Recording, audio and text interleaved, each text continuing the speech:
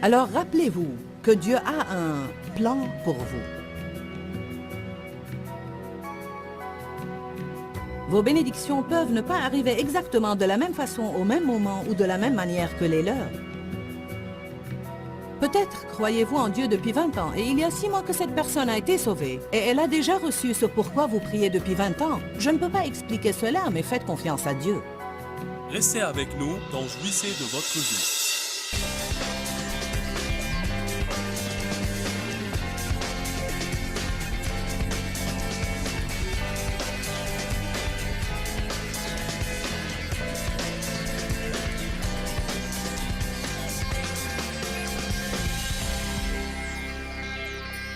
Qu'est-ce qui conduit à des conflits?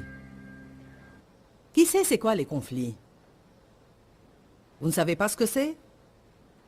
Ce sont les querelles, les luttes, les disputes, la colère sous-jacente. Qu'est-ce qui amène les conflits, les désaccords, les querelles? Comment est-ce que les conflits, les disputes commencent parmi vous? Ne viennent-ils pas de vos désirs sensuels qui font sans arrêt la guerre à vos membres charnels? Il dit d'accord, tous ces conflits commencent à cause de ce que vous désirez. Voilà ce qui nous rend malheureux, tout ce que nous désirons, car si nous ne pouvons pas l'obtenir, nous devenons malheureux.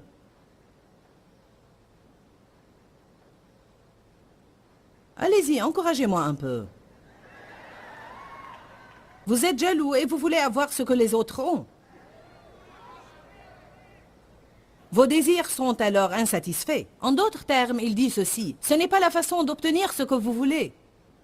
Ce n'est pas en étant jaloux de quelqu'un d'autre que vous pourrez obtenir ce que vous voulez. C'est plutôt le plus sûr moyen de ne jamais obtenir ce que vous voulez. Et pendant que vous attendez que votre bénédiction arrive, Dieu fait exprès de mettre en face de vous quelqu'un qui a déjà ce pourquoi vous avez la foi.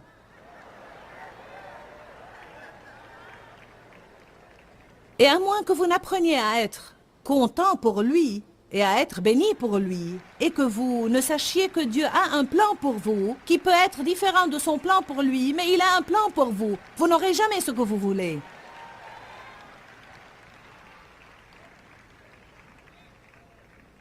La pire des choses serait d'être jaloux de la bénédiction de quelqu'un d'autre. En réalité, tant que vous faites ça, vous êtes sûr de ne jamais être béni. Seigneur, je pense que ce n'est pas normal, ce n'est pas juste, je crois en toi moi aussi. Alors rappelez-vous que Dieu a un plan pour vous. Vos bénédictions peuvent ne pas arriver exactement de la même façon au même moment ou de la même manière que les leurs. Peut-être croyez-vous en Dieu depuis 20 ans et il y a 6 mois que cette personne a été sauvée et elle a déjà reçu ce pourquoi vous priez depuis 20 ans. Je ne peux pas expliquer cela, mais faites confiance à Dieu. Vous avez probablement quelque chose qu'ils n'ont pas non plus. Nous regardons toujours à ce que nous n'avons pas. Amen.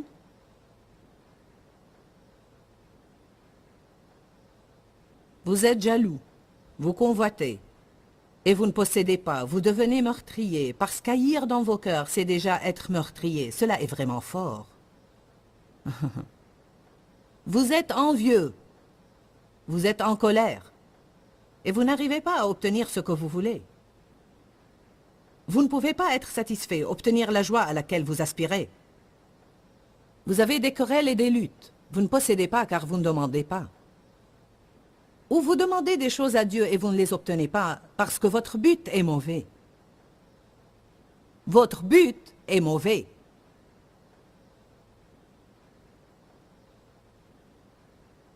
Vos motifs sont mauvais et égoïstes. Vous demandez dans le but de satisfaire vos passions. Verset 4. Vous êtes comme des épouses infidèles qui auraient des relations illicites avec le monde.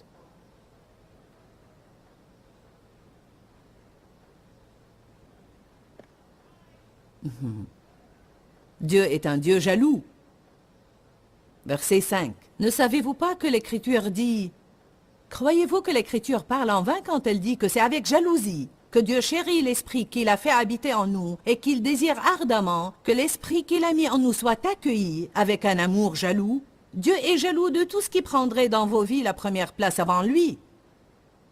Il est jaloux de votre temps. Il est jaloux de vos pensées. Il est jaloux de vos conversations. Il veut que vous parliez de lui.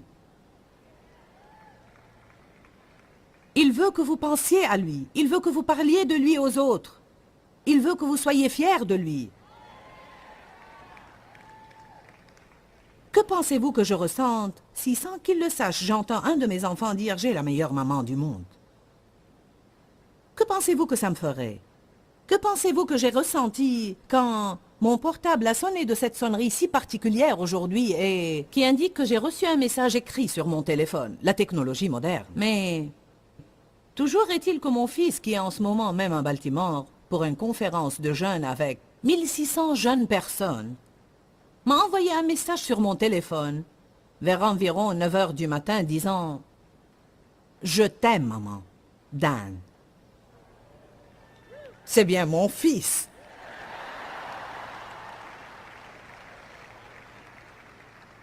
Amen. Alléluia. Puis je suis sortie faire mes courses et je cherchais. Qu'est-ce que je pourrais trouver pour Dan? Qu'est-ce que je pourrais trouver pour Dan? Quoi? Mon rouge à lèvres s'est étalé. Ok, j'en ai plein le visage. Où ça?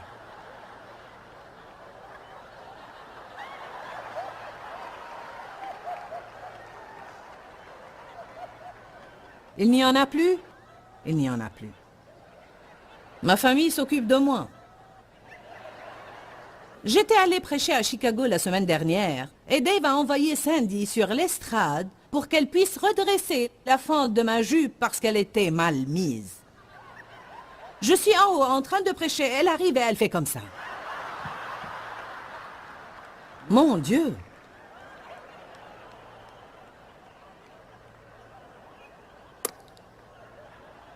Quelquefois, ce sont mes boucles d'oreilles qui sont tordues ou un truc du genre. Et eux, ils sont en bas, en train de gesticuler, et on dirait qu'ils ont des puces ou un truc du style.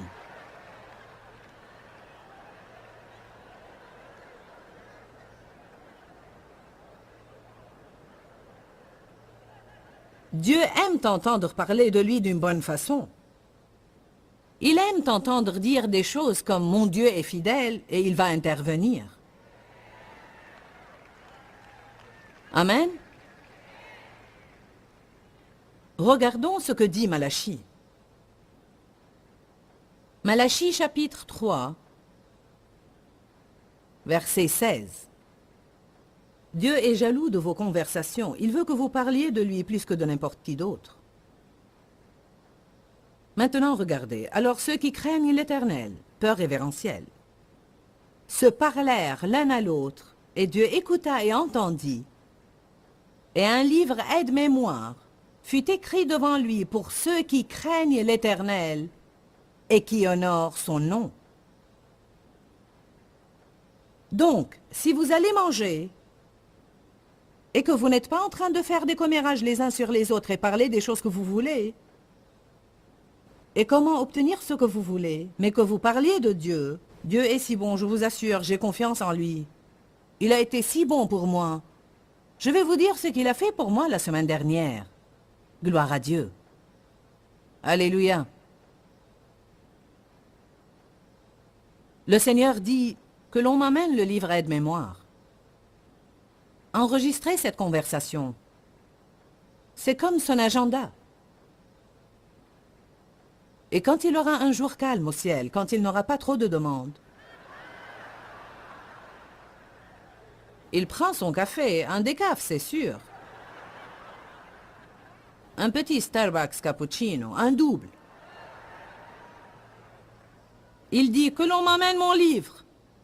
La Bible dit que Dieu a une image de nous gravée dans les paumes de ses mains.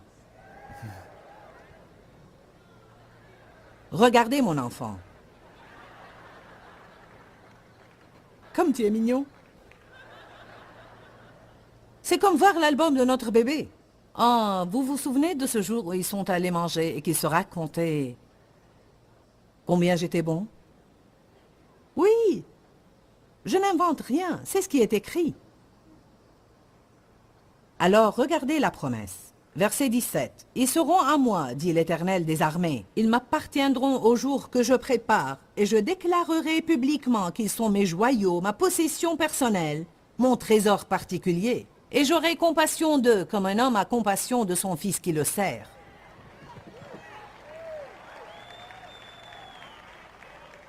Je les reconnaîtrai publiquement. Ouhou! Je vais vous dire quelque chose. Quand vous servez Dieu en secret et que vous faites ce qui est juste, alors que personne autour de vous ne fait ce qui est juste, le jour va venir où Dieu va vous reconnaître publiquement, parce que ceux qui font ce qui est juste dans le secret seront récompensés publiquement, dit Matthieu.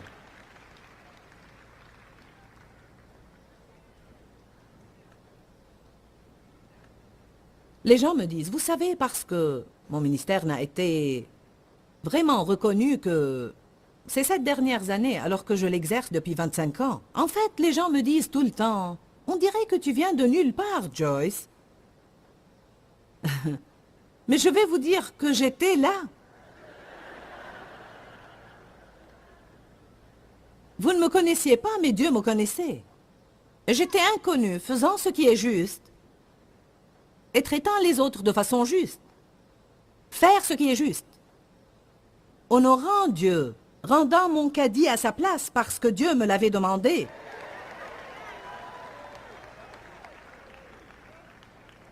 Pour écouter ce message, achetez les cassettes sur l'intégrité. Soyez fidèles dans les petites choses et Dieu vous en confiera de plus grandes. Dieu a commencé à me confronter il y a 25 ans quand j'étais allé à l'épicerie pour rendre mon caddie là où il fallait dans ce petit espace qui lui est réservé et ne pas le laisser là pour qu'il roule et qu'il cogne la voiture de quelqu'un dans le parking. Oui, qui va rendre son caddie là où il faut maintenant qu'il m'a entendu? Regardez, la parole est efficace. Ça m'a pris 2 ans, 2 ans! Pour obéir à Dieu avec consistance dans les petites choses. Il y avait un appel sur ma vie, mais pas de racines. J'avais un don qui aurait pu me faire valoir, mais pas le caractère pour me maintenir là où Dieu me mettrait. Il nous faut une préparation, il nous faut de l'expérience. Nous devons apprendre l'obéissance et traverser quelques épreuves. Eh oui, vous ne saviez pas où j'étais, mais j'étais là. Dieu me connaissait. Et tout d'un coup, il a dit, bien, je pense que je vais te montrer aux autres maintenant.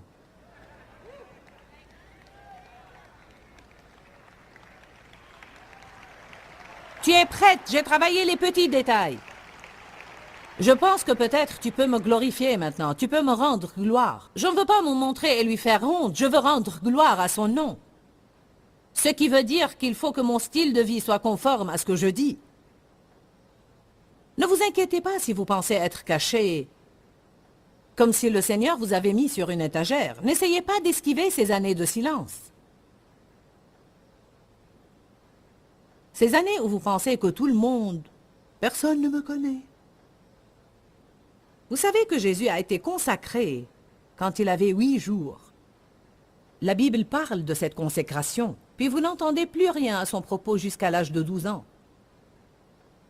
Là, on le voit, dans le temple, prêcher. Il n'est pas rentré à la maison avec ses parents et on les voit, eux, bouleversés en disant « Pourquoi as-tu fait ça ?» Et il répondit « Il faut que je m'occupe des affaires de mon père. » Eh bien, ce n'était sûrement pas le bon moment puisqu'ils l'ont ramené à la maison.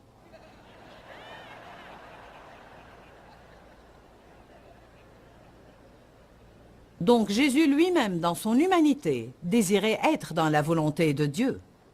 Et vous n'entendez plus rien à son sujet pour 18 ans. 18 années supplémentaires. Tout ce que la Bible dit à son propos, c'est qu'il croissait.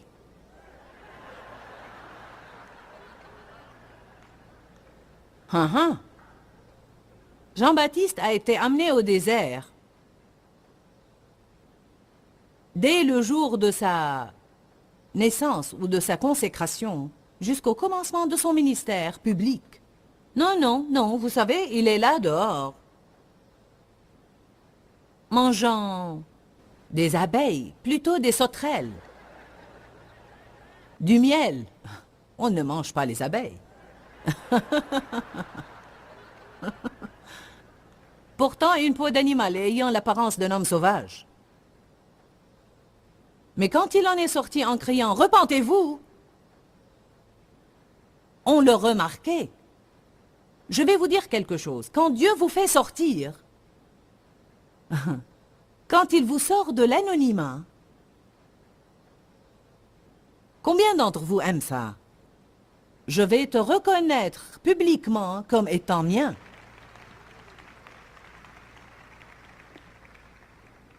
Jérémie 2,13 dit, « Mon peuple a commis un double péché. Ils m'ont abandonné, moi qui suis une source d'eau vive, pour se creuser des citernes crevassées qui ne retiennent pas l'eau. Des citernes vides. Cela signifie travailler sur quelque chose, travailler sur quelque chose, travailler sur quelque chose, votre projet. Vous avez creusé votre citerne et vous regardez dedans. Cela ne me satisfait pas. Il doit y avoir autre chose. Abandonner Dieu, c'est notre première erreur.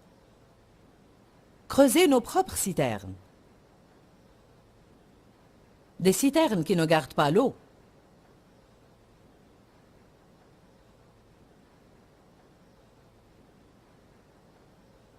Psaume 106. J'espère que je vous apprends quelque chose ce soir. Oui! J'aime ces versets. Psaume 106, 13. On va lire ça et encore quelques versets et je vais conclure. Psaume 106, 13.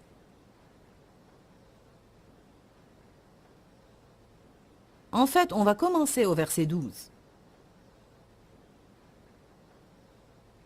Et Israël crut à ses paroles, lui fit confiance, compta sur lui et il chanta ses louanges. Mais ils oublièrent bientôt ses œuvres. Ils n'attendirent pas l'exécution de ses desseins et son projet. Je vais juste m'attarder là-dessus. S'attendre à Dieu peut être difficile. C'est alors qu'on s'éloigne et qu'on creuse nos citernes. C'est quand nous faisons des choses stupides comme Sarah. Vous n'êtes pas maligne si vous demandez à votre mari d'aller au lit avec une autre femme pour avoir un bébé.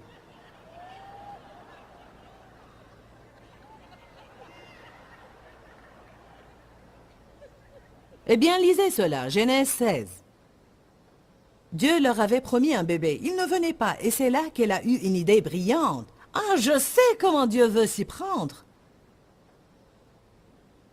Je vais te donner ma servante Agar, dit la Bible. Tu vas avoir une relation avec elle. Elle aura l'enfant et il sera à moi.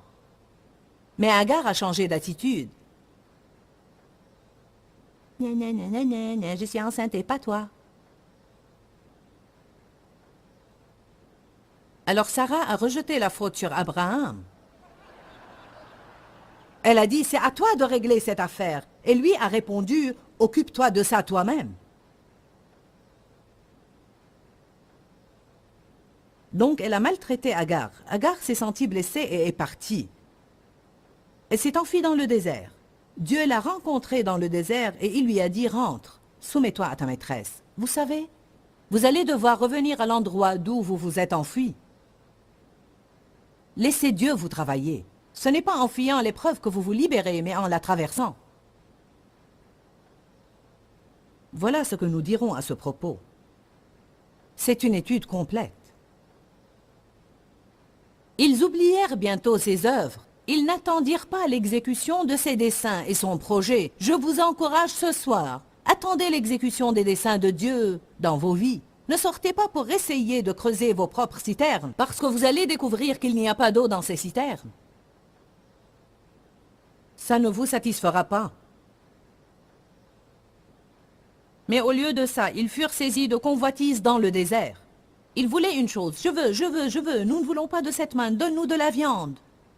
Donc il leur a donné tant de viande qu'ils l'ont vomi. Vous voulez de la viande? Je vais vous donner de la viande. Mais ils furent saisis de convoitise dans le désert et tentèrent le Seigneur dans leur solitude. Regardez maintenant le verset 15. Il leur accorda ce qu'ils demandaient, mais il envoya le dépérissement dans leur âme, et il diminua leur nombre par la maladie et la mort. Ils ont eu ce qu'ils voulaient, mais leurs âmes étaient des citernes crevassées. Ils se sentaient vides à l'intérieur. Ils avaient un grand trou à l'intérieur. Quelque chose manquait. C'est comme ça que je me sentais, même en tant que chrétienne. Vous sentez-vous comme ça? Pourquoi? Parce que je courais après la mauvaise chose. Je creusais des citernes crevassées, et dans chaque citerne, il n'y avait rien. Jusqu'à ce que je découvre le psaume 27:4, je demande à l'Éternel une chose que je désire ardemment. Je voudrais habiter dans la maison de l'Éternel pour contempler sa magnificence. Fais de l'Éternel tes délices et il te donnera ce que ton cœur désire. Cherchez d'abord le royaume de Dieu et sa justice, et toutes ces choses vous seront données en plus.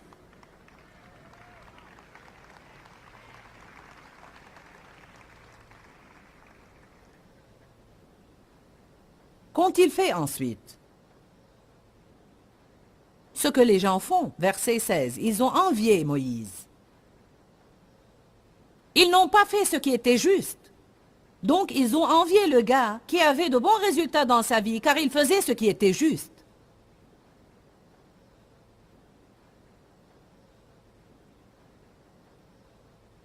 Je vais conclure avec Ecclésiaste 1.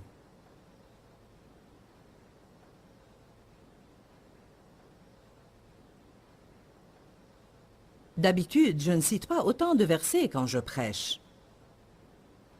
Mais c'est bien parce que vous devez voir tout ça. Ecclésiaste 1, verset 16. Je vais lire jusqu'au chapitre 2, verset 11. Mais ce que je veux que vous voyez, en fait, je vais commencer au chapitre 2. Je vais vous lire maintenant la première phrase du verset 16, chapitre 1. Salomon dit, j'ai dit en mon cœur, voici. En fait, voilà sa première erreur, juste là.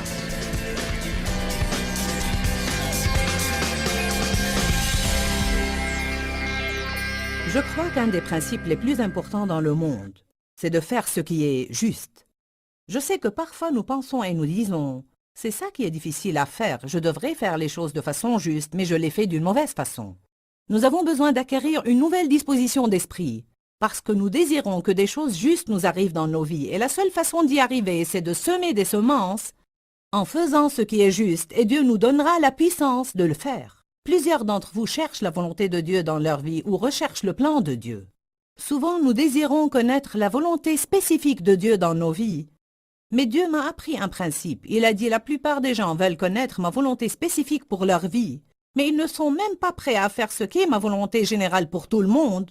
Et c'est par là que nous devons commencer. Par exemple, une des choses que nous enseigne la Bible, c'est d'être reconnaissant en toutes choses. Bon, c'est la volonté générale de Dieu pour chacun. Et peut-être êtes-vous en train de chercher la volonté spécifique de Dieu pour votre vie, mais vous avez l'habitude de murmurer et de vous plaindre. Vous pourriez commencer par être reconnaissant pour toutes choses et ça pourrait ouvrir la porte pour que Dieu vous parle à propos de son but pour vous, plus spécifiquement. Je voudrais vous encourager à commencer à faire ce qui est juste. Et je crois que la porte s'ouvrira pour que Dieu vous parle de choses particulières concernant sa volonté pour vous. On peut parler de plusieurs choses qui sont de façon certaine la volonté de Dieu pour vous. Une des choses que je veux vous dire, et je vais vous laisser avec cette dernière pensée, Dieu veut que vous prospériez dans toutes les choses que vous entreprenez. Ce n'est pas la volonté de Dieu pour vous que vos besoins ne soient pas comblés et de vivre dans la pauvreté. Je vais prier courtement, mais je crois que ce sera une prière pleine de puissance pour briser l'esprit de pauvreté qui est sur vous et pour que vous commenciez à expérimenter la bonté et l'abondance de Dieu dans votre vie. Père, nous venons à toi maintenant dans le nom de Jésus. Et je prie ardemment maintenant pour chaque personne qui suit ce programme. Je brise la malédiction de la pauvreté dans le nom de Jésus. Je prends autorité sur l'esprit de manque. Seigneur, nous croyons que c'est ta volonté pour ton peuple de prospérer et d'être dans l'abondance, que ses besoins soient comblés et qu'il atteigne d'autres personnes. Je prie maintenant pour que toutes les bénédictions coulent abondamment dans leur vie, au nom de Jésus. Amen. Je veux que vous receviez ça par la foi. Je veux que vous commenciez à confesser ça de vos bouches. Tout ce que ma main touche va prospérer et connaître le succès. Que Dieu vous bénisse. À bientôt. Dis-leur que je les aime. Dans ce livret, Joyce Meyer donne une révélation de l'amour de Dieu pour nous. Pour obtenir ce livret gratuitement, écrivez-nous à Joyce Meyer, boîte postale 40095-6300, Larnaca, Chypre. Ou bien visitez notre site web www.joycemeyer.org/fr.